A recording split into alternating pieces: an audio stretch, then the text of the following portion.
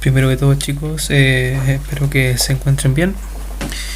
El día de hoy vamos a comenzar con un contenido nuevo. Vamos a dejar un poco lo que es Chile de lado.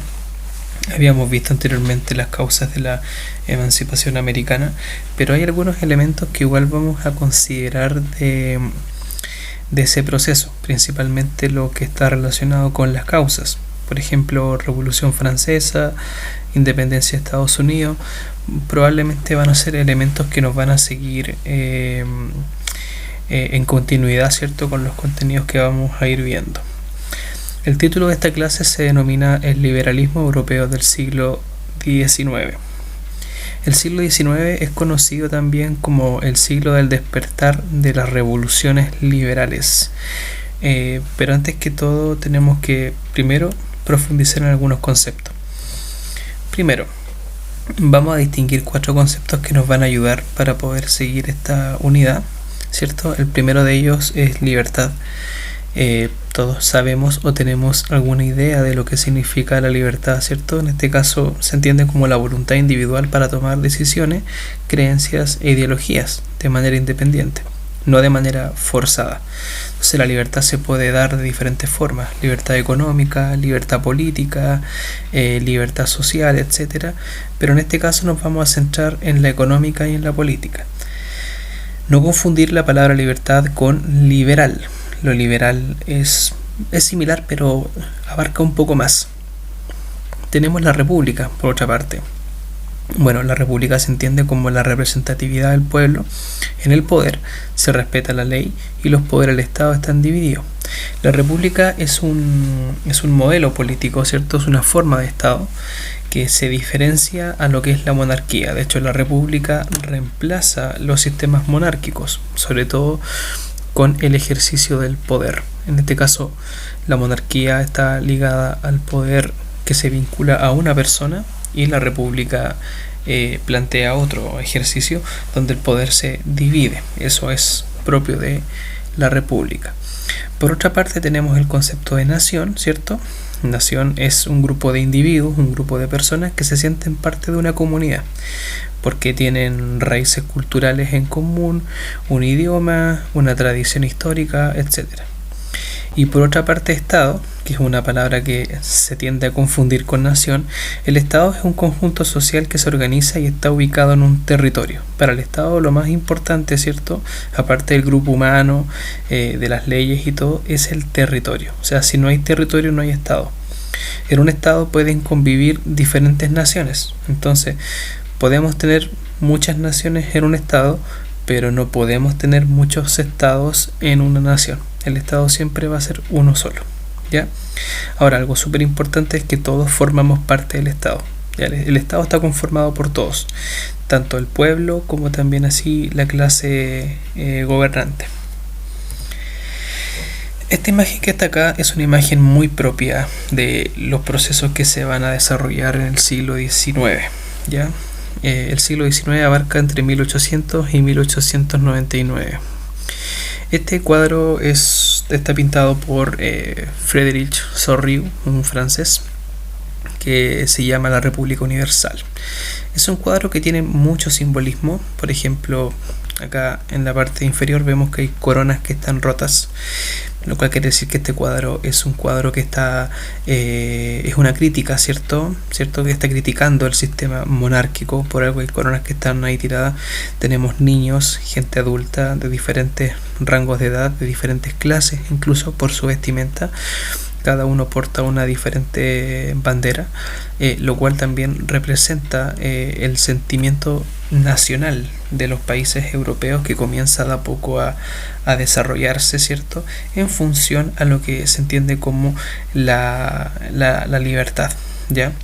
Esta imagen que está acá representa la república, ¿cierto? Una mujer que tiene en sus manos, ¿cierto?, el poder de la ley, y esto representa lo que es la república.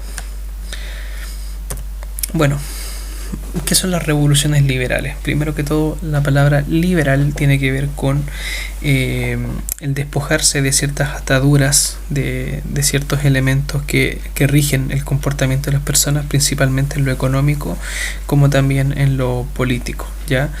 Es un proceso histórico que se da entre 1820 y 1848, donde empezaron a emerger en Europa diferentes protestas, ¿cierto? En diferentes países de Europa, ligadas, ¿cierto?, por el pueblo, principalmente desde la burguesía, desde la clase más acomodada, hacia el bajo pueblo.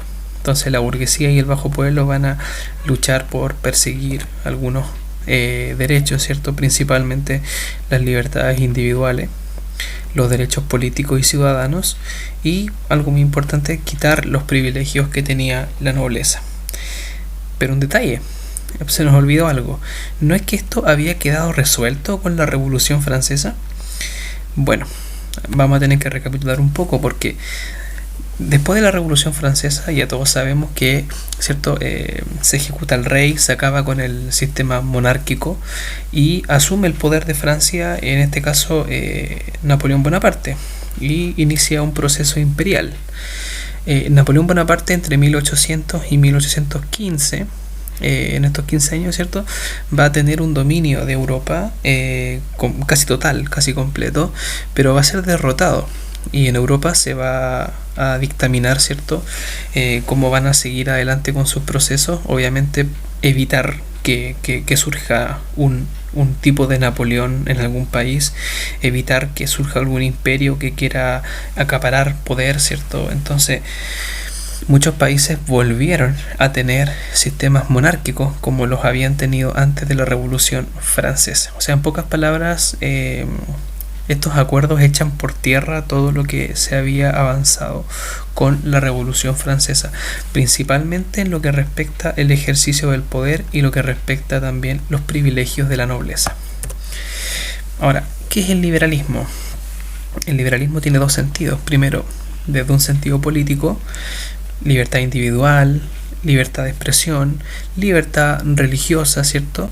Y algo muy importante, que es la división de los poderes del Estado, ¿cierto? Que el poder no esté bajo una persona, sino que esté dividido en diferentes funciones, ¿ya? Por ejemplo, el poder ejecutivo, legislativo, poder judicial, ¿ya? Un sentido republicano. Por otra parte, en el aspecto económico, la palabra liberalismo tiene otro sentido, ¿ya? En lo económico tiene que ver con la propiedad privada, de que cada persona tiene la iniciativa, ¿cierto?, de poder montar un proyecto económico, un negocio, una industria, lo que sea, ¿cierto?, y poder generar sus propios ingresos, ¿ya? El Estado obviamente tiene que intervenir lo menos posible en los asuntos económicos, no fijar precios, dejar las reglas a libertad, ¿cierto?, de los vendedores y los compradores, por ejemplo, y por otra parte lo que es el libre mercado, ¿ya? O sea, en pocas palabras, como que la economía se mueva solita, ¿ya? En ese sentido, hay un ejemplo bien práctico. Si dos personas venden naranjas, ¿cierto?, nadie tiene que decirle a qué precio los van a colocar, ¿ya? El vendedor A las puede vender a 500 pesos y el vendedor B, obviamente, si quiere tener clientes, no va a poder venderlas sobre los 500 pesos, los va a vender a 4.90. El otro vendedor se va a dar cuenta de esto y va a comenzar a bajar los precios. Entonces, si se dan cuenta, cuando hay una libre competencia, un libre mercado, los precios se empiezan a regular por acción de los vendedores, en función obviamente a los que compran. Entonces no hay como un precio estándar que el Estado intervenga. Es un ejemplo bien práctico para entender cómo funciona el liberalismo económico, ¿ya? Avancemos. Ahora, ¿cuáles fueron las causas de estas revoluciones en Europa? Lo que había explicado recién. Napoleón Bonaparte, ¿cierto?, conquista gran parte de Europa a partir de invasiones, etcétera. Eso con el paso del tiempo no va a caer bien, y cuando Napoleón es derrotado, se firma en Austria, principalmente en la capital de Austria, en Viena, un acuerdo de paz, y se consiguen dos puntos. Primero, se restablecen los límites territoriales que habían antes de la invasión napoleónica. Francia tiene que ceder ciertos territorios y quedar como estaba antes de Napoleón. Y bueno, Francia decide volver al sistema de monarquías. Muchos países también van a hacer lo mismo, van a mantener y fortalecer sus monarquías absolutas, prácticamente como es una cachetada a la Revolución Francesa y a la vez también se niega todo lo que se había peleado. Ahora, ¿cuáles son las razones de estas oleadas de revolución, cierto? Principalmente en base a la necesidad de dar una identidad nacional al país, ¿cierto? Comienza a surgir este nacionalismo, sentirse parte de un país, buscar lo propio, la bandera, los himnos, los colores, etcétera. Comienza a darse esta oleada nacionalista, dotar de ciudadanía a las personas y derechos políticos, ¿cierto? Que cada persona pueda participar en los asuntos políticos. Ahora, no cualquier persona que supiera leer, escribir, que tuviera cierto patrimonio económico o alguna propiedad, lo que sea. En este momento las mujeres todavía tienen restricciones políticas, prácticamente todavía no pueden votar. Entonces también en cierta medida es liberal, pero es restrictivo, ya no es como hoy día. Y bueno, conformar un estado de carácter nacional, ¿cierto? No sentirse oprimido por otro estado, no ser dominado por otro estado, ¿cierto? Y es como lo que ocurre en el caso de América, que también comienzan a iniciar estos procesos de independencia, ¿cierto? Para poder emanciparse de, en este caso, la corona española.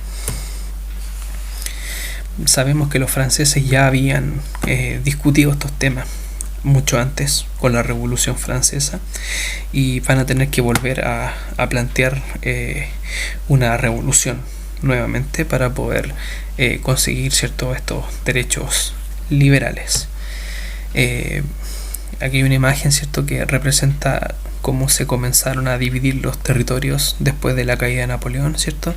Cada país comienza a armar su estrategia, a discutir acerca de qué es lo más justo, lo más correcto, cómo dividir o cómo poder ceder ciertos territorios. ¿Qué países iniciaron estas revoluciones? Bueno, estas revoluciones abarcaron entre 1820 y 1850. Tenemos Alemania, Holanda, Italia, Austria, Francia, Grecia también, España, por ejemplo, también iniciaron estas revoluciones en ese periodo. Este cuadro que está acá es de Eugène Delacroix, La libertad guiando al pueblo. Este cuadro es propio de la Revolución Liberal Francesa, ¿ya? La Revolución Liberal Francesa, no confundir con la Revolución Francesa, ¿ya? La Revolución Liberal es de 1848 y la Revolución Francesa es de 1789 a 1799, entonces son periodos completamente distintos. Este cuadro es de la Revolución Liberal. Tenemos el caso de Italia, también con sus procesos revolucionarios. Aquí tenemos a Giuseppe Garibaldi, un personaje, ¿cierto?, nacionalista italiano. El caso de Alemania, que también inicia su proceso de revolución. Y aquí tenemos el ejemplo de cómo estaba el mapa con Napoleón, ¿cierto? Los dominios de Francia en casi toda Europa, y con la caída de Napoleón en Viena, este congreso que se hace con todos los países, incluyendo a Francia, ¿cierto?, que había perdido la batalla, ¿cierto?, con Napoleón, y finalmente tienen que volver a fijar sus límites como estaban antiguamente. La idea del Congreso de Viena era evitar que cualquier país pudiera iniciar un imperio parecido al que hizo Napoleón y establecer en cierta medida la paz. ¿Ya?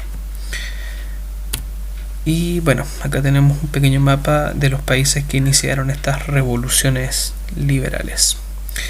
Bueno, chicos, espero que esta explicación haya sido bien recibida, que sea entendible por todos. Les mando un fuerte abrazo y espero que se encuentren bien. Recuerden, dudas o consultas, hacérmelas llegar. Y eso, chicos, nos vemos hasta la próxima.